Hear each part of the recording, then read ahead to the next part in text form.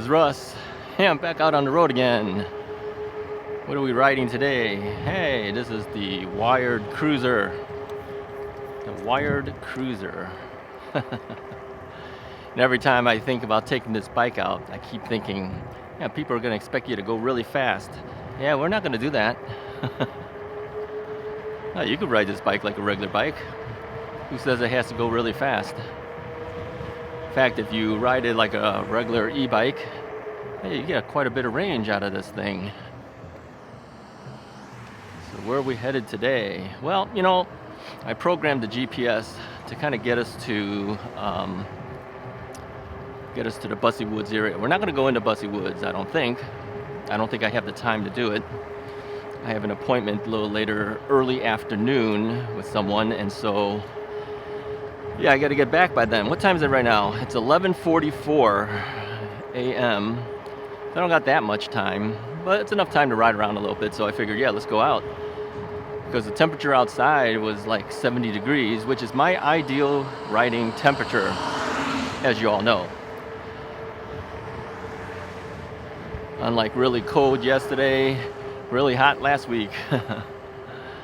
Yeah, a little bit better today. So yeah, we're gonna go out, ride around a bit. And so I was thinking about this wired cruiser and the wired freedom. Somebody had asked me about, you know, will the cruiser handle a 250-pound person? Or is the Freedom a better choice because it's a stronger bike? Okay, let's talk about that. I told him in general, step-over bikes are more rigid, right? You got an extra top tube there. That's going to give you some more rigidity. So in general, if you want to generalize, step-over bikes are a little stronger, yeah. But having said that, has there been any step-through bikes that I've had that have not performed well on a heavier rider? And I would have to say no, not yet. Not that I know of. Even the lighter weight bikes that are step-through that I have seem to do pretty well. Yeah. Now I told him, I says, currently I'm 218 pounds. But I was 268 before all this dieting and stuff happened, right? And many of the bikes seem to do just fine. All right, I'm gonna stop here. We got way too many cars going on here. So I'm gonna go. Thank you to them.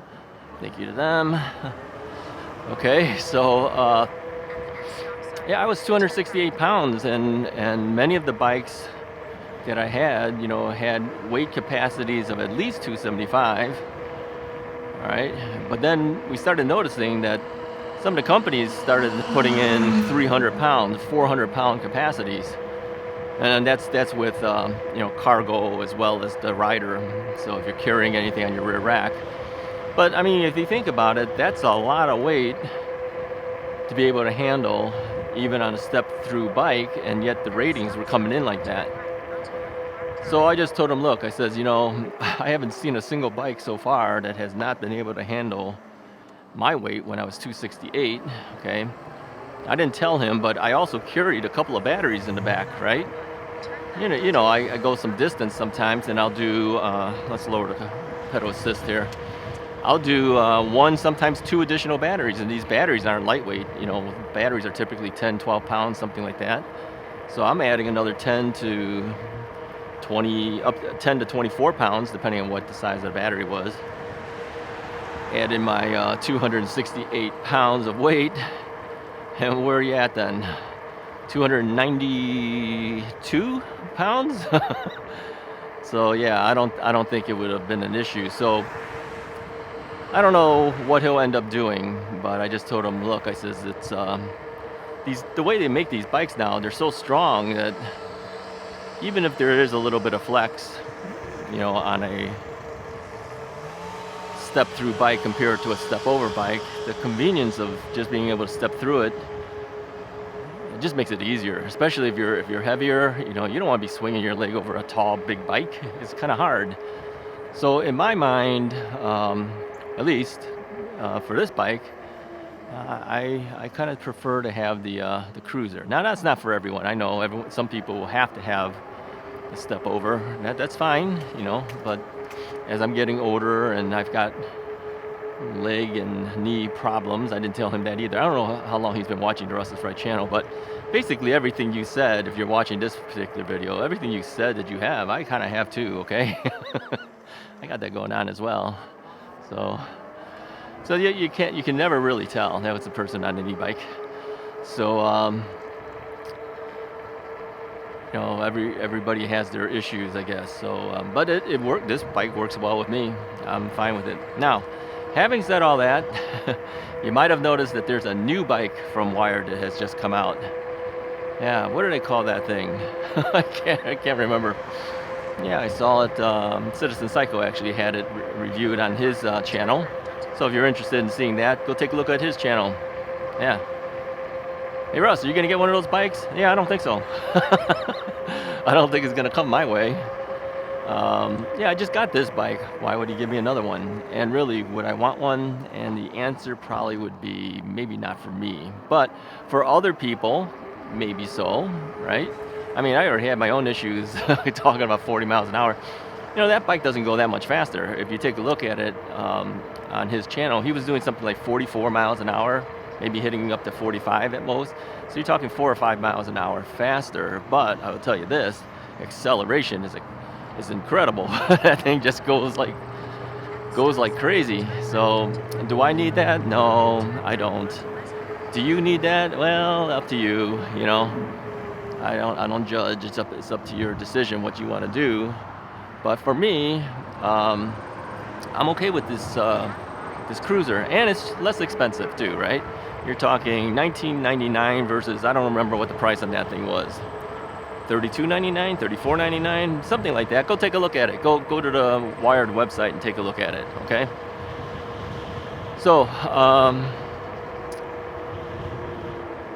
it kind of looks like the other bikes. The only difference is it's adding a second motor, is putting a front hub motor onto it. But here's a couple things you need to concern yourself with, okay? If you want the acceleration, if that's the big thing for you, then that's the bike to get, all right? If you don't need the acceleration, then this would be the bike to get, yeah, or the freedom, okay? Save a little bit of money. And keep in mind too, with that acceleration also comes at a price. It comes at a price of a couple things. First off, that acceleration will eat into your amount of battery. Yeah, I mean you got two motors running. Okay, you got two motors running. You're gonna eat into the battery, so your range is gonna suffer a little bit because of it. Watching Citizen Psycho peel out on the bike. Yeah, you know, if you do that all the time, yeah, so you're going to eat into your tires too. It's going to wear out your tires. So everything comes at a cost, okay? You get a benefit of fast acceleration, but it comes at a cost. So, but again, like I said, if you're one that wants the fast acceleration, that's the bike to get, no doubt. But if you're not into that, and you just want some speed, then this would be the bike to get. Yeah, so you have to kind of look at your own situations. Now for me, I'm not going real fast. What are we doing right now? 19.5 miles an hour? Yeah, I'm fine with that. I am fine with that. So is the bike still set at class 2? No, it's unlocked. It'll do 40 miles an hour if I wanted it to, but you don't have to, is my point. You don't have to, right? Now, when I was out in Arizona, I talked to a couple of the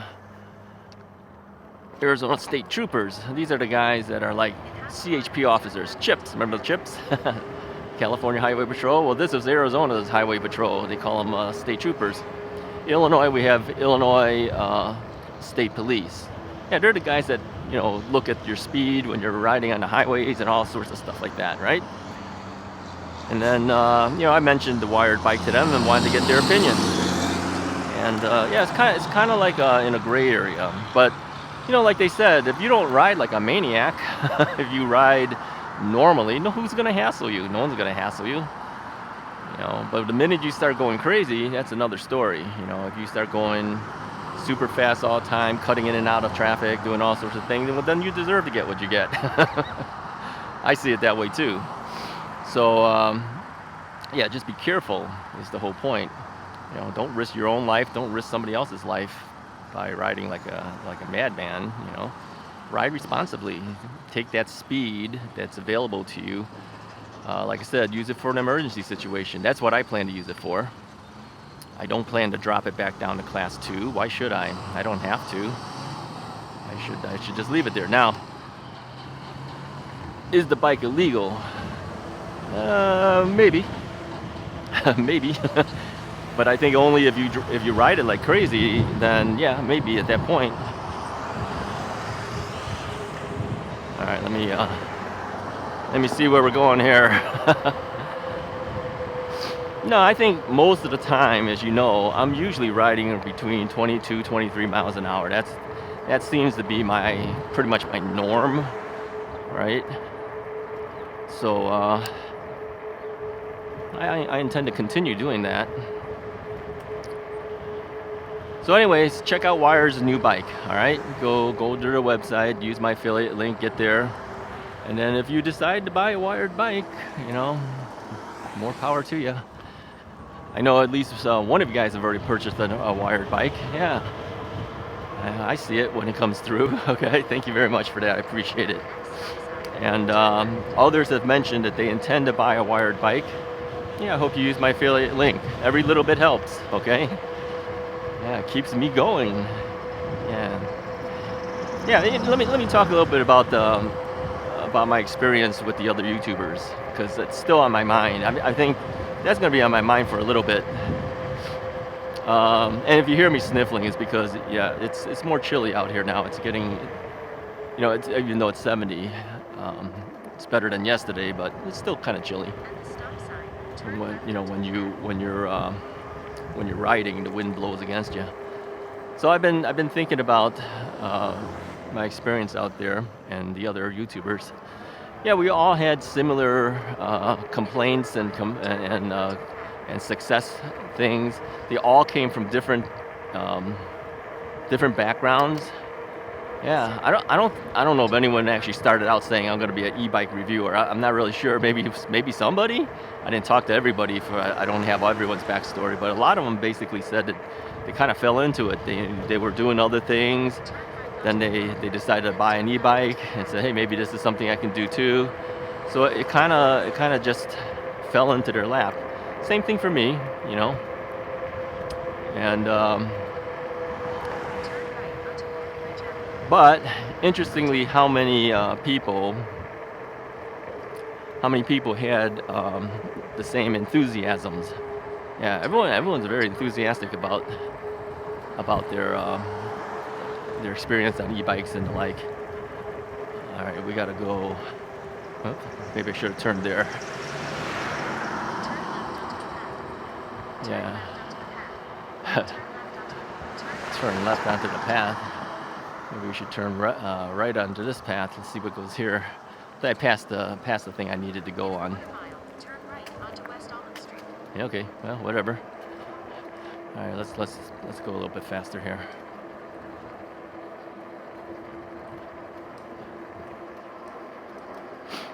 Good morning.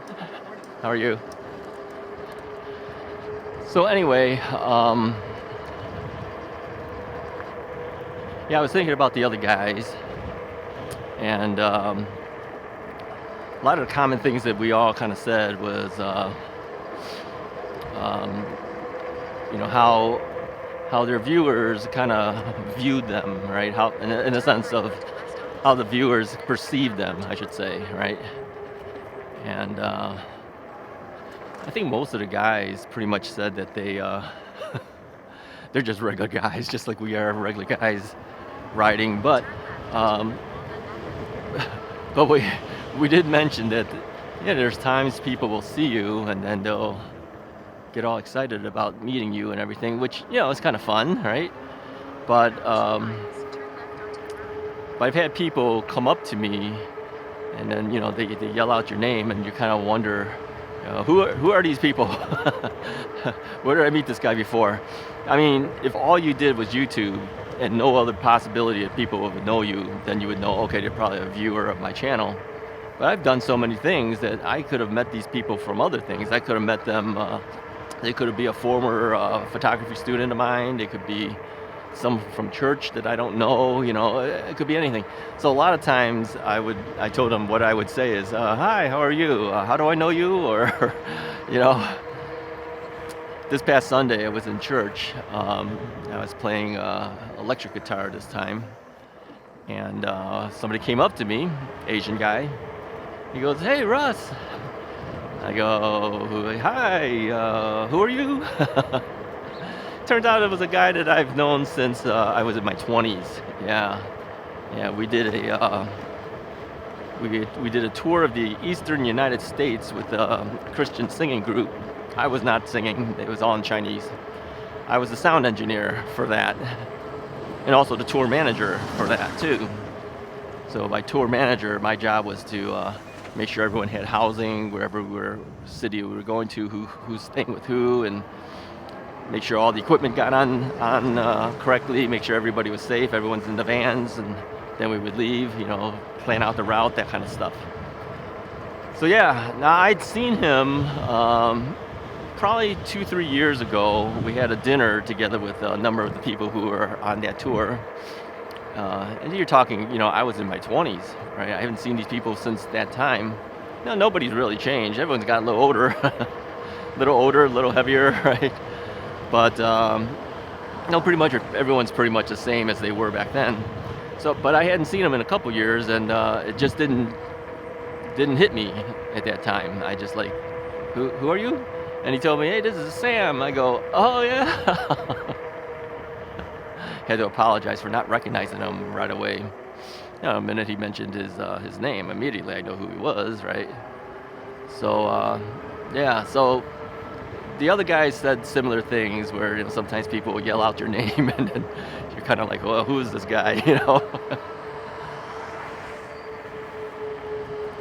Many people have asked even, for selfies with them and everything. Same thing for me. People have asked me for selfies and they're like, that's kind of cool. Of course, I don't know why they want that, but they they do. So yeah, makes you feel like a little celebrity, but I'm not really a celebrity. Oh, there's a trike, motorcycle trike. I don't know if you got to see that at all based on the angle, but yeah, so anyways, we all had interesting stories to tell. So, all right, so today we're riding out towards Busse. I've always said, let's go to Busse, and then we never end up going there. I'm not gonna ride through Busse because I think with this bike, I'll just getting a lot of steers and everything. I'm not going to do that. This bike, as I said before, will be my street bike. Yeah, I'll be riding mostly on the street with it, which I think it's where it feels most comfortable anyway. Not that you can't get a bike like this and bring it to a bike path. I mean, legally, as long as you stay in class 2 mode and I think most of the paths are 15 miles an hour, then that's fine. No one's going to hassle you. Well, okay, people hassle you, call you cheater and all sorts of things, but they shouldn't. They shouldn't be hassling you because maybe in your area you're allowed to do that. I'm allowed to do that. So, but still, I still feel that this bike feels most comfortable on the street. Yeah.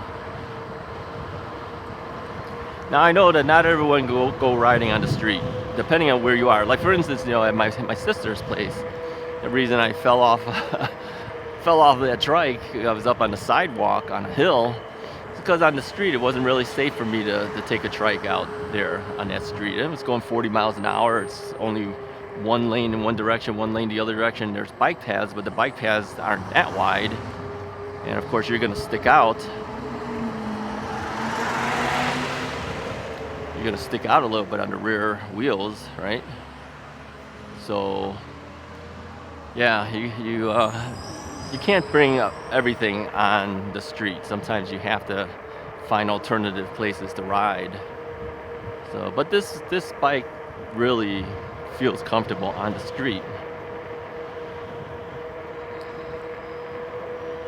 Others have said that this bike should be classified as a motorcycle. Yeah, I don't think so.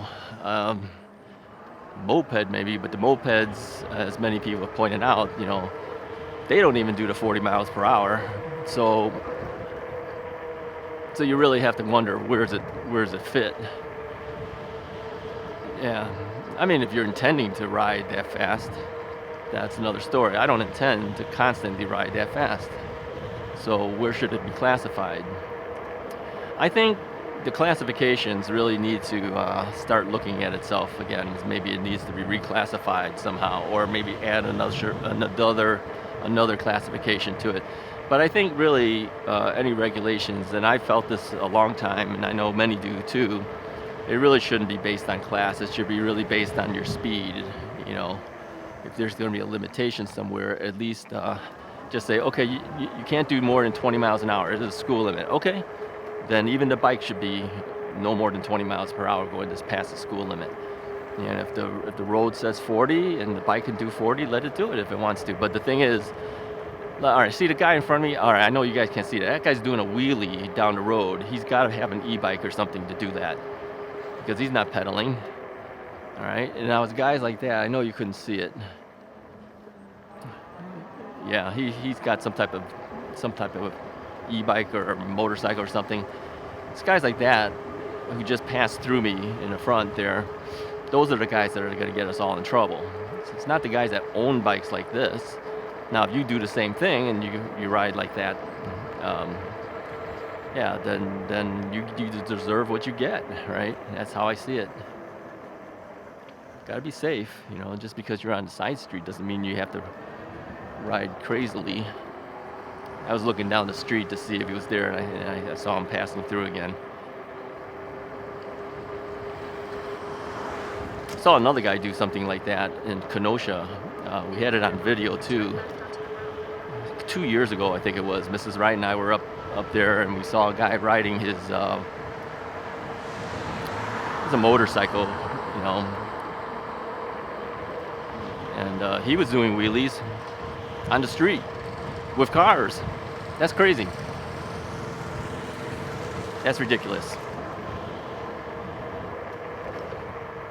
All right, where's this thing telling me to go? It says take a side road, so we're gonna have to slow down here. We're gonna take this side road right here to the left turn. Yeah, I would say the acceleration on this bike, it feels like a car, on this bike can really take off if you hit that throttle. You gotta be really careful. Gotta be super careful. I like the delay that I put on here. It's not an instantaneous thing. It gives me a little bit of chance to catch up and do what I need to do, right? So I would suggest you consider doing that too. Now, not everybody likes that. Some people like instantaneous. They hit the throttle, they want to go. Okay, up to you. Your choice. Your choice. But for me, I want to push it down a little bit and then hit the throttle and go. All right. Now, like passing that intersection we just did there, you know, having a little extra speed kind of helps. I know I can get through the intersection fast. Don't have to worry about cars coming up on me. Things like that, okay? Now, coming up here, there says, you know, bicycle guys take the sidewalk. I'm not taking the sidewalk on this with this one. I think I can just go ahead and take the street, because I think, again, with this big bike on the sidewalk, it won't look too good. And I think I will just take the street to do it. I'm gonna have to take a left over there, so I'm gonna get into the left turn lane. And this is where having a little speed just to get to that area faster is kind of important for me. I'll put my hand out, let people know I'm planning on taking a left here. All right, so let's do that. Let them know I'm gonna be taking a left, so the guy behind me knows I'm doing a left. Car in front of me knows. Let's move forward here. If we don't move forward, they can't trigger the light. So I'm gonna let the car trigger the light for me. Hopefully here, there we go.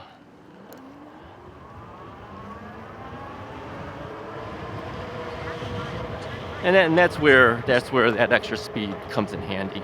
Yeah.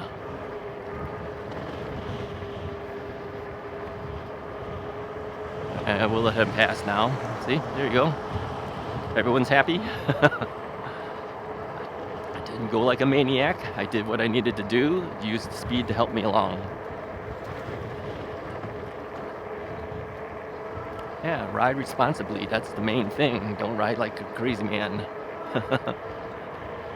All right, now if you're off-road, you're not on the street, you know, you're on private property, whatever. Yeah, you do whatever you want to do. Wear a helmet. I'm telling you right now, wear a helmet, wear some gloves. Oh, speaking of helmets, Mrs. Wright's been saying you should get a full face helmet. You know, that's another thing, you know, talking to the other YouTubers. I said, you know, what kind of helmets are you guys wearing? Some of them wear full face helmets, you know, when they go fast. Some of them have full face helmets. Some of them wear motorcycle helmets. Yeah. Mrs. Wright's been telling me, buy a motorcycle helmet. I don't know. It's just, those things just seem so heavy. He goes, you want to be safe, you should be wearing a motorcycle helmet, especially when you're riding this bike. Yeah, well, maybe, I don't know. I don't know. I mean, there's definite benefit. And then I did ask the guys, are you able to see as well as you are, like if you had a regular bike helmet? And they said, yeah. They said, we can see everything. Okay. Okay, well, and maybe that's something to consider. I don't know. I mean, even the Exnito helmet, if you think about it, doesn't look like a bike helmet. It's kind of big, it's rounded, you know. There's some air vents in there, you know, but, you know, most cycling helmets, think about the design. It's all about the design, right? Looks cool, it's got a lot of vents and things, but I've always felt that, you know, if it looks like that, is it as safe as somebody who wears like maybe a skateboard helmet? You ever seen the skateboard helmets? They kind of look like the Exnito helmet. Yeah, it's all big rounded thing. I don't even think they even have any air vents. I'm not sure. But,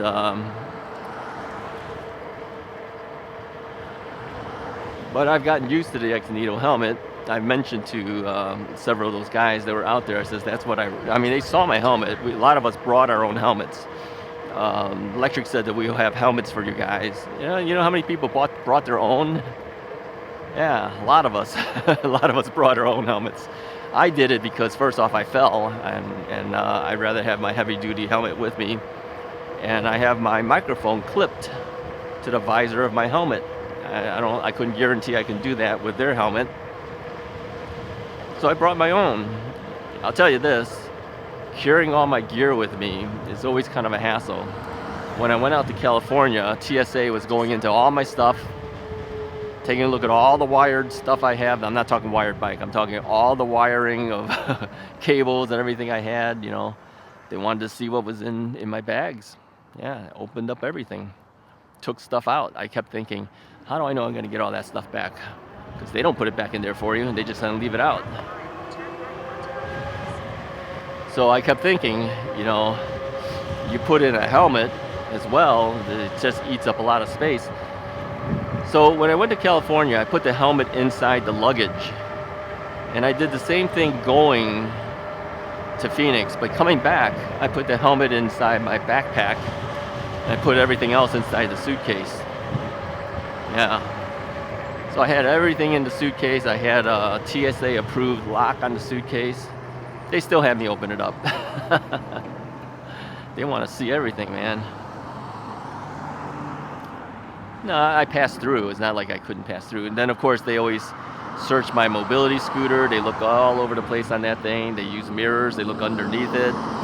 Yeah, I mean, you could hide stuff underneath a scooter. So they're looking underneath everything. Yeah.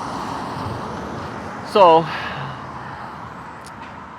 people did ask me every time I go with the scooter, you know, somebody always asks me, you can take that on the plane? I go, yeah, it's like your mobility device.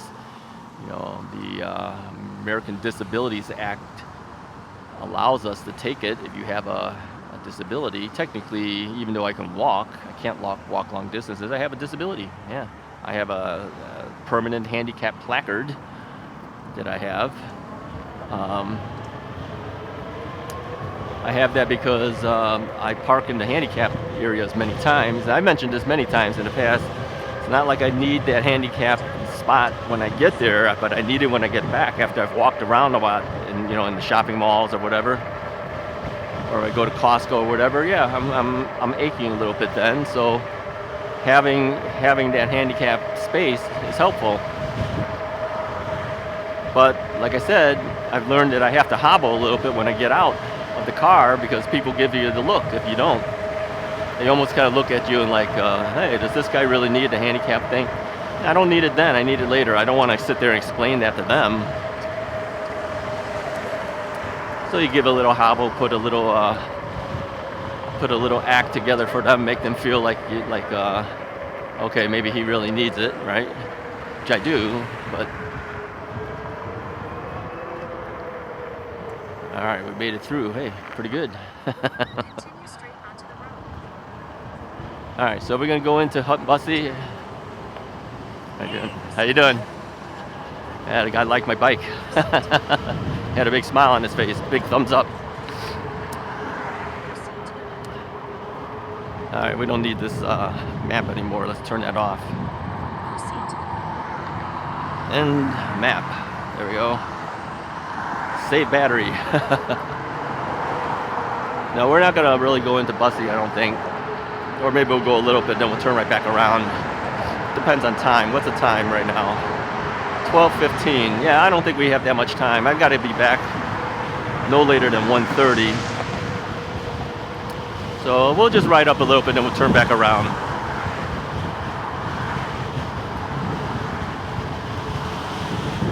The wind is blowing pretty good now too, so if you hear a lot of wind, sorry about that.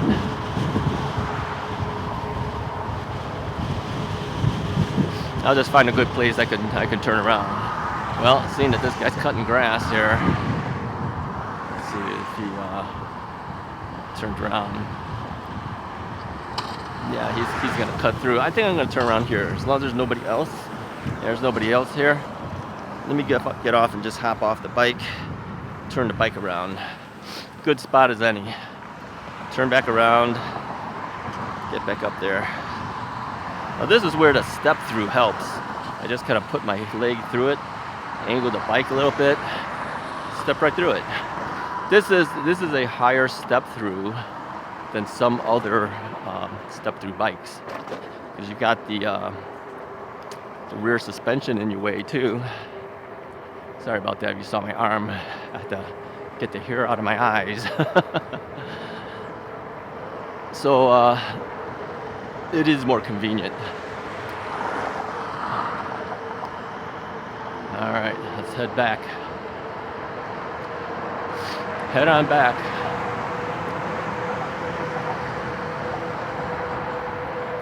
Now this area is pretty popular for bikes.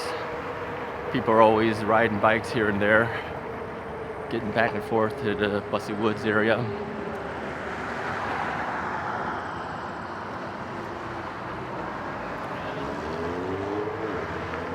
Alright, I think that's about all I have for you guys. We're just going to head on back anyway. Hey, if you like this video, go ahead and hit the like button, hit the subscribe button if you haven't already done so. Appreciate each and every one of you guys. Talk to you guys next time.